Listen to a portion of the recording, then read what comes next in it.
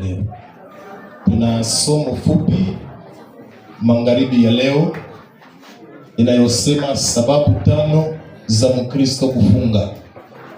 Sababu 5 za Mkristo kufunga, na tutasoma mkitabu ya Mathayo 9:14-15. Mathayo 9:14-15. Tunasoma katika jina la Yesu Kristo. Biblia inasema hivi. Tafadhali Mathayo 9:14. Ndio, 14:15 tusome katika jina la Yesu. Alafu wanafunzi wa Yohane walikuja kwake wakisema, kwa nini sisi na Wafarisayo tunafunga chakula mara nyingi, lakini wanafunzi wako hawafungi? Yesu akawaambia, wana wa harusi wanaweza kufunga kama bwana harusi ni pamoja nao?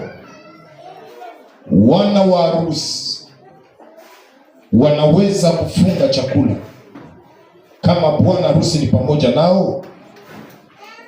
Lakini siku zinakuja wakati bwana harusi atakapoondolewa kwao, na katika siku zile watafunga chakula. Amen. Naweza kuikala. Samee kusimamisha muda mrefu. Nilifikiria tuisome mkifaransa, lakini hasa tunaenda jinsi ilivyo. Amen. Nimeangalia katika huduma za wengi katika Biblia. Nimeangalia wote walioweza katika Biblia, mwendo yao, kutembea nao pamoja na Yesu Kristo. Walianza na nafasi walioitengeneza pamoja na Mungu kwa njia ya mafungo. Yesu mwenyewe mbele yaanze kazi, Biblia inasema aliingia jangwani, na humo jangwani alifunga siku 40 bila kula na bila kunywa. Wakati mwingine Yohane na yeye pia alizoea funga. Tukiona wakina Musa walizoea pia funga. Amen. Na hii hawakufunga juu tu ya kufunga, lakini kulikuwa sababu za wao kufunga. Amen. Mwambie aliye karibu yako, kuna sababu za sisi kufunga chakula na kwenda omba Mungu. Narudilia, mwambie aliye karibu yako. Amen. Kuna maswali fulani hapa. Wanafunzi wa Yohana Mbatizaji wanafuata Yesu. Usiwakie kwa shangala. Wanafuata Yesu na wanamwambia hivi, kwa nini sisi na Wafarisayo tunafunga chakula mara nyingi? Huwa ni kawaida yao kufunga chakula pamoja na Wafarisayo ili kwamba wamtafute Mungu. Lakini wanafunzi wako hawafungaki. Kwa nini? Ni swali hii. Lakini kuna jibu moja Yesu anawapatia, mpaka inanipatia kuraje ya kukuwa nafunga kila leo.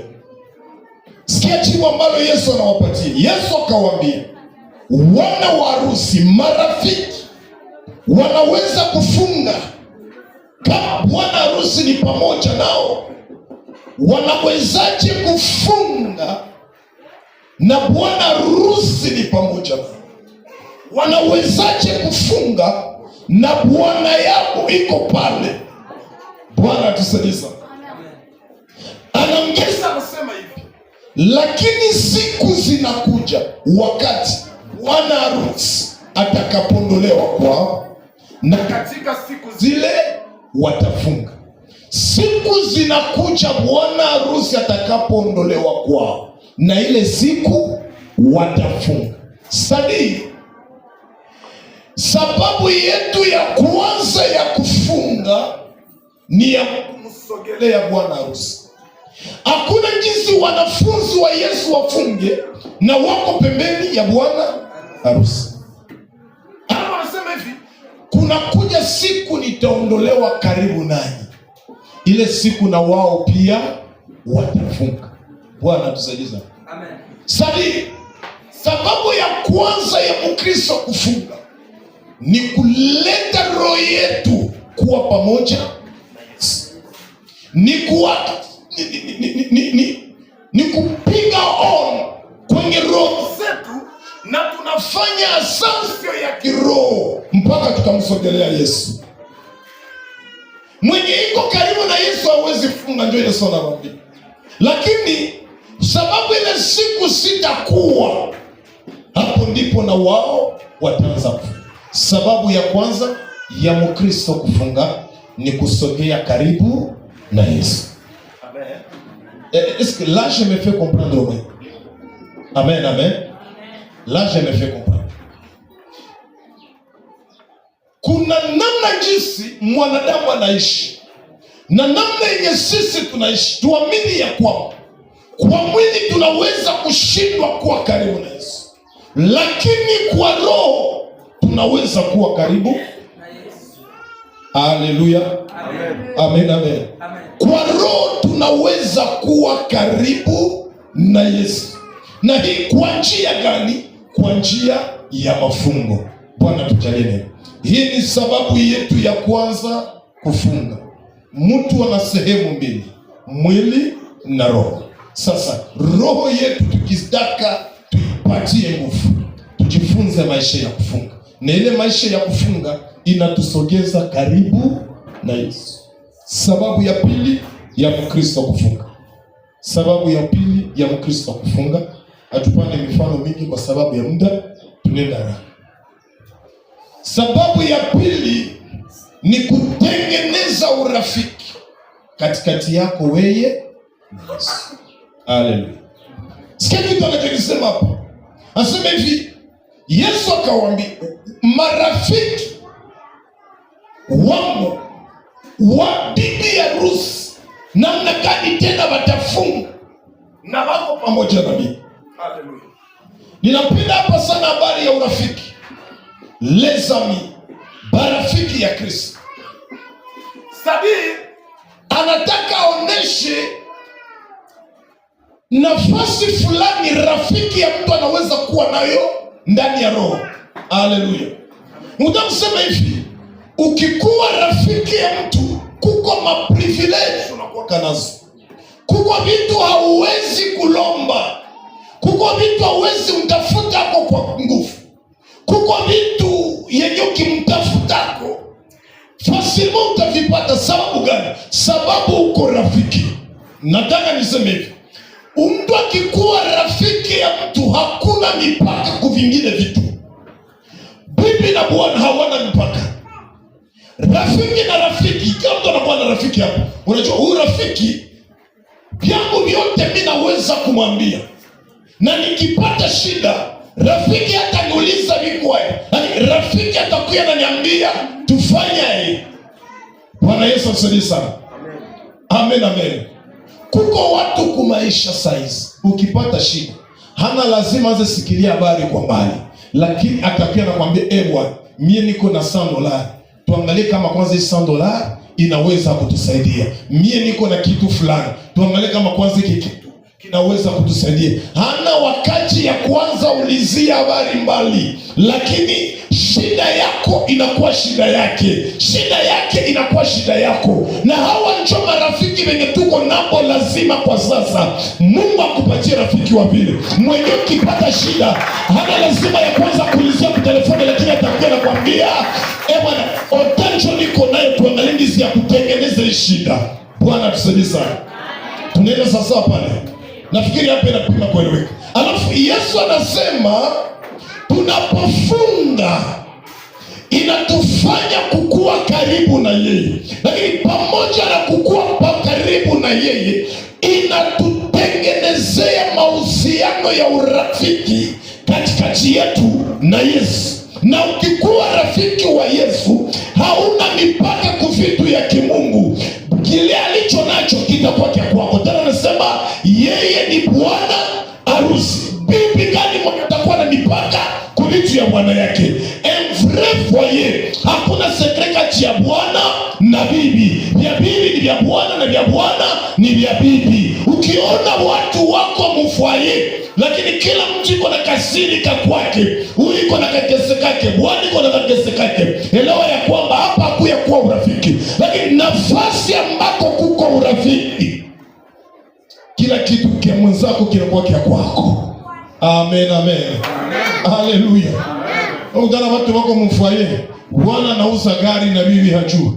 Unakutana bibi anajenga nyumba na bwana hajua kama bibi anajengaka nyumba. Unakutana bwana iko na projet yenye bibi hajua, lakini bakwabo njoo banaijua. Unaelewa ya kwamba mwao watu hauna urafiki. A realite, mimi nikitaka sema nisaidie bakwetu, haiko mimi njoo ndapatia bakwetu, ndapatia bibi yangu njoo ndapatia bakwetu. Na yeye akitaka saidia bakwabo atanipatia mimi nenda bapatia, ili kwamba tuoneshe ile umoja ambayo tuko nayo. Na niseme hivi, kile kitu kitakuwa plus na valer kushindia ngisi wewe mwenye ungekipata. Eske pale nimeeleweka vizuri? Amen, amen. Sababu ya tatu ya Mkristo kuomba, habari kukua na intimite. Mathayo 17 mstari wake wa 21. Kitaka tunaweza anzia 19. Biblia inasema, alafu wanafunzi wakafikia Yesu peke yao wakasema, kwa nini sisi hatukuweza kumtoa pepo ile? Akawaambia, kwa sababu imani yenu ni ndogo. Kwa maana kweli ninawaambia ninyi, mkiwa na imani kama mbegu ya haradali, mtamwambia mlima huu, ondoka hapa iende kule, na utaondoka, wala halitakuwa neno ambalo hamuwezi kwenu, wala haliwezekani kwenu. Biblia inasema kwa sababu hii imani yenu ni ndogo, ndio kwa maana mlishindwa mkaombea pepo, lakini pepo haikutoka. Nataka hapa nilete precision. Tunapokuwa marafiki, urafiki yote iko karakterize na communication. Urafiki yote iko karakterize na maongezi yenye munafanyaka. Kwa nini hivi? Kuko urafiki yenye hawezi ambia mwenzako kila kitu, lakini kuna urafiki mwingine utaambia mwenzako kila kitu. Amen. Sasa anasema hivi, pamoja na kutengeneza urafiki, ninataka nikwambie hivi, mwa ile communication huwa inazala kitu wanaita imani. Kitabu ya Warumi nasema, basi imani huja kwa kusikia neno la Kristo. Bwana tusaidie sana. Imani huja kwa kusikia neno, nalo neno la Kristo. Nataka niambie mtu mmoja hapa, imani haiko vinyume wanafikiria, lakini imani ni sauti ya Kristo inaiongea ndani yetu. Haleluya. Yako mambo hatutayaweza kama Yesu bado hajaongea. Kuna vingine tunashindana navyo, osilo mta Mungu hayaongea, tutakuwa tuko tunazungurukia pasi moja. Amen, amen.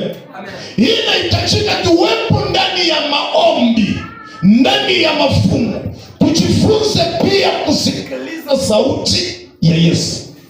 Je, pale nimepima kueleweka? Sasa unaomba haiko ngizi wewe unataka, lakini unaomba ngizi sauti ya Mungu inakuambia ufanye. Siku yote utaombaka hivi, miujiza itafuatanaka na wewe, kwa sababu sauti ya Bwana inapofika inakuya tengeneza imani ndani yetu. Haleluya. Bwana Yesu asifiwe sana. Miujiza yote Musa alifanya katika jangwa, miujiza yote Musa alifanya.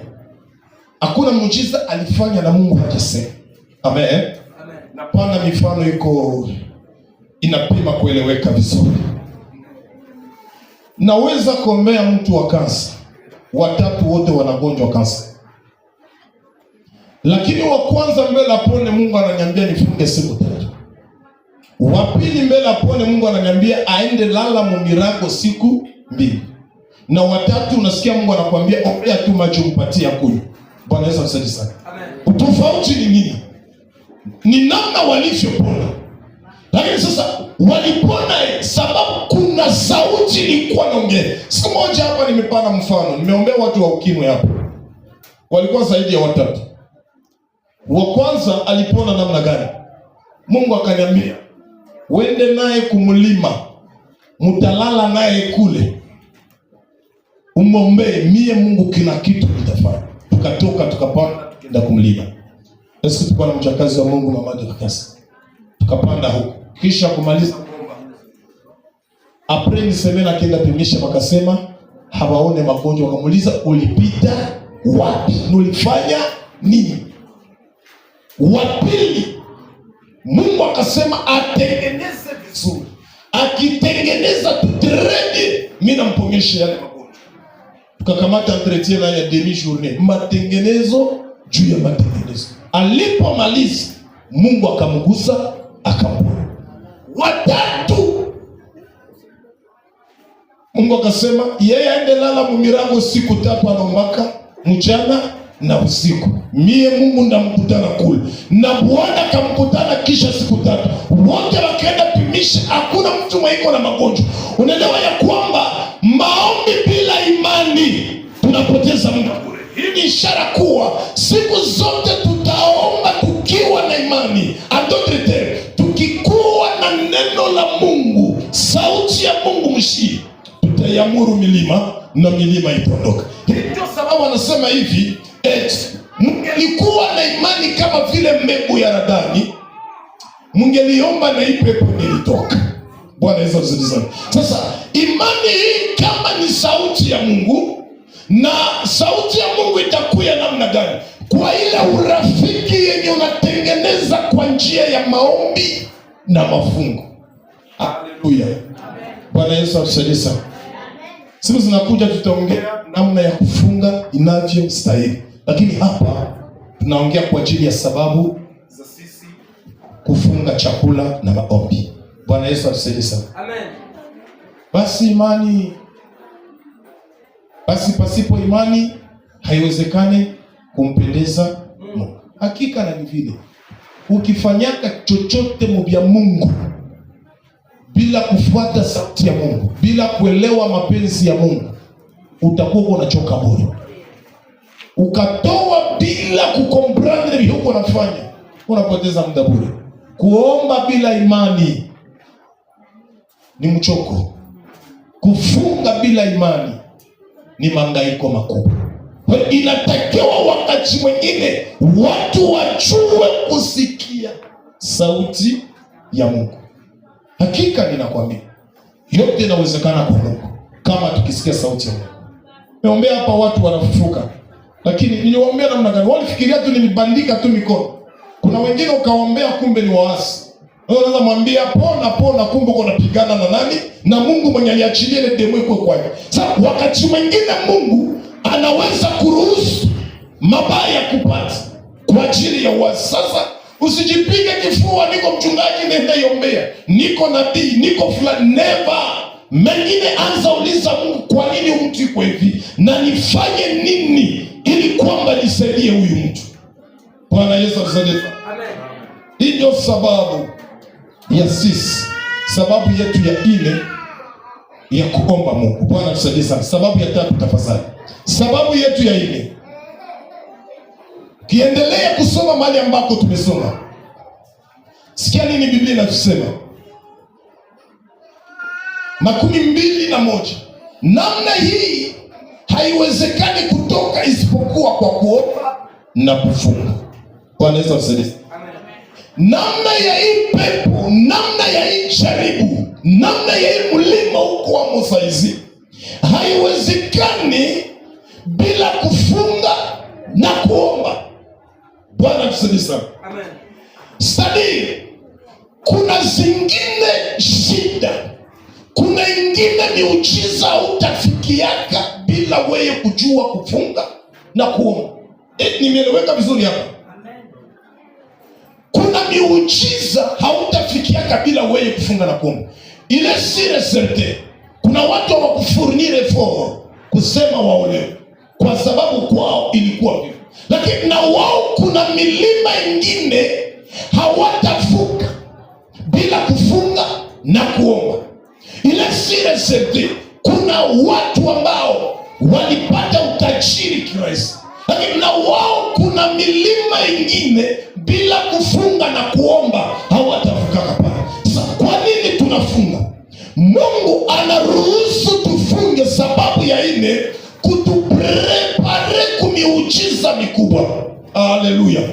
Yesu mwenyewe mbele ingie kwa kazi alifunga siku 40 mchana na usiku bila kula bila kunywa. Kwa nini? Alikuwa na mwandaa kwa kazi kubwa atakayoifanya. Watu wengine unasikia Mungu anatuambia tufunge siku 3, tufunge siku 4, tufunge siku 7. Mungu ana malengo. Amen, amen. Amen. Tena mimi nampenda Mungu. Ukisikia nasema siku 7, fanya angalisho. Katika siku 7 kuna ishara, ni password, ni code mulimwengu wa roho. Mungu haseme siku 7 kusema tu kuparamia. Mungu haseme siku 4 kuparamia. Mungu haseme siku kwa kufikiria tu. Lakini Bwana anatupatia masiku akiwemo na malengo. Kwa bure anaambia watoto wa Israeli, mtazunguruka Yeriko mara ngapi? Mara 7. Bwana tusaidie. Amen, amen. Kwa bure Yesu anaenda funga siku 40. Kuna siku moja nitakupiga ufunuo hapa. Kuna vitu vikubwa ambavyo vimewekwa hapa. Bwana tujalie neema. Sasa ukiona Mungu anakuambia mfunge, study, kuna malengo. Kuna vitu vikubwa iko na kuandako. Nakumbuka siku moja Mungu ametuweka ndani ya maombi hapa, anatuambia tuombe siku 7. Kisha zile siku 7, posho ya kufuata kulitokea vituko vikubwa, watu waliingililiwa ndani ya nyumba. Lakini kitu nachomshukuru Mungu, malgrema masasi zililia ndani ya mji, hakuna hata siku moja tulisikia mtoto wa Muvala alifariki. Hakuna hata siku moja tulisikia waliingililia mtu, na wengine walikuwa wanafika kumilango banarudilia pale. Bwana tusaidie sana. Nikaanza kuelewa sababu gani Mungu alituambia tufunge siku 7. Kumbe kuna ishara, kuna muujiza, kuna kitu Mungu alikuwa anaanza tutengenezea mulimwengu wa roho. Nataka niambie mtumishi mmoja hapa, uko mchungaji wala uko mhubiri, niseme hivi,